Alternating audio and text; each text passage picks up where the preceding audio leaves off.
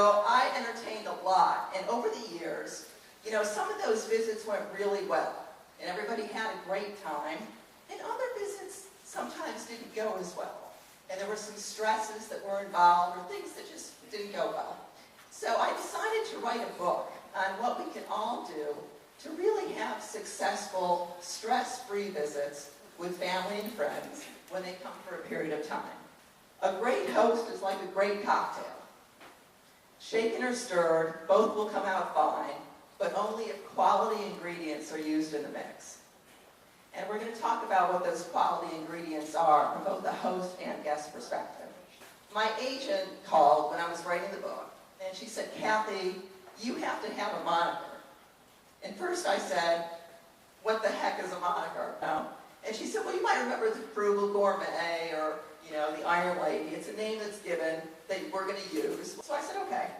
So my husband and I talked about it, and we came up with a good guest guru, or, the heavenly host. I'm Catholic, so that was really not going to work. It's super important that you prepare, 2 weeks, not 2 days before your guests come. And I used to do that. I was always running around at the last minute, going to the grocery store, making sure that the sheets on the bed were clean, as the guests were pulling into the driveway. Let's say your daughter-in-law is coming for the first time.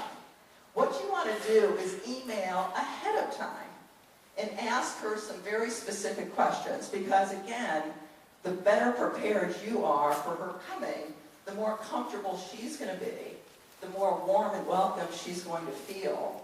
But it's also important for you, because as host, that's really going to put you at ease.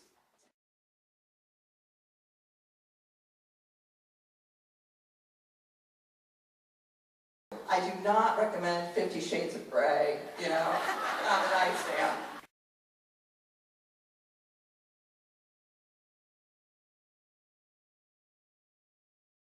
And then, of course, there's Aunt Martha. And Aunt Martha, you can never please. So as host, seriously, you have to deal with these different personalities sometimes.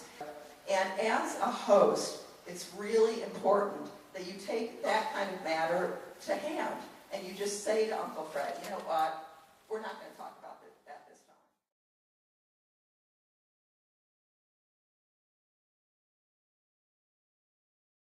When I first started hosting a lot of people, I was so concerned all the time about what they needed, and were they having a good time, and were the meals perfect, that I just, it will just drive you crazy if you let it.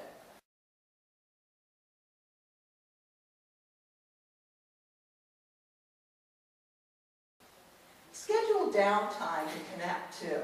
One of the things that I've learned, and that I talk about in the book, is that there's sometimes a disconnect between younger kids and grandparents, for example. So sometimes you have to schedule time to do nothing.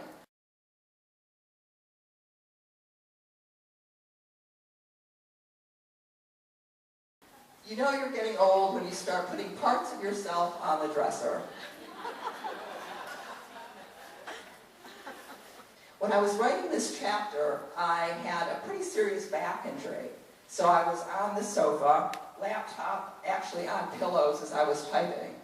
And I was it was hard to walk. I was using a walker and a cane and trying to get from the bedroom to the bathroom and that kind of thing.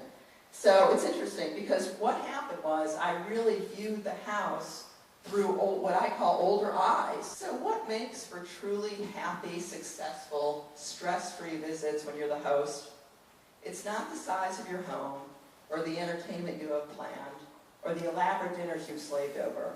It's your willingness and ability to be cool under pressure, think on your feet, and adjust when necessary.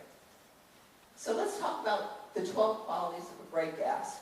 A great guest is helpful. A lot of people said to me, the guest comes in, plops down the suitcase, sits on the sofa, puts their feet up on the coffee table, and wants to know what's for dinner.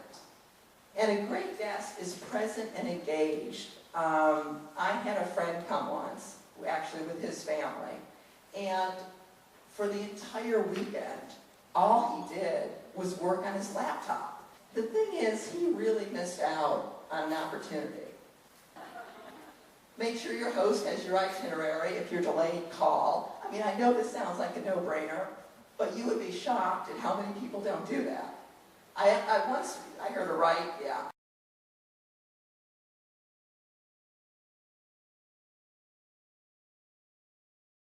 You know, make a little gift for the host. That's really nice too.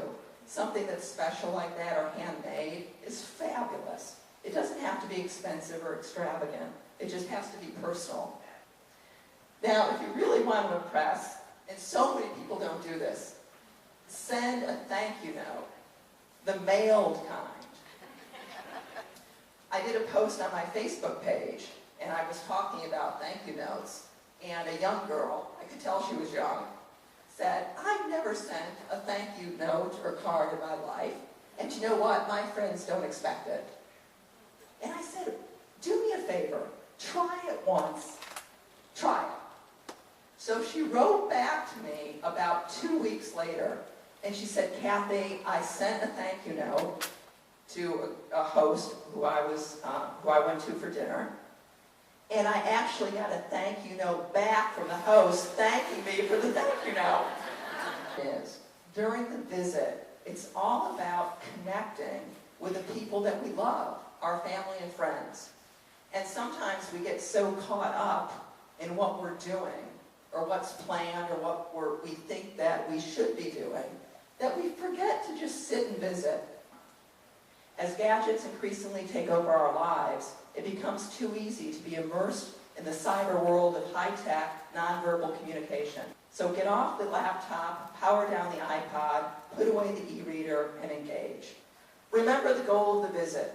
When you get in the car, bus, or taxi, suitcase stowed, you should think to yourself or turn to your partner and remark, what a great time you had, and that you're anxious to return and see the hosts again. The goal you want for the host as they shut the door and the quiet returns is to think what a wonderful guest you were and that they can't wait to have you back. The lasting impression you want to leave is one of a classy, fun team player who understands the difficulties and anxieties of hosting. Yes, even people you love, especially people you love. So thank you so much, everyone. I appreciate it.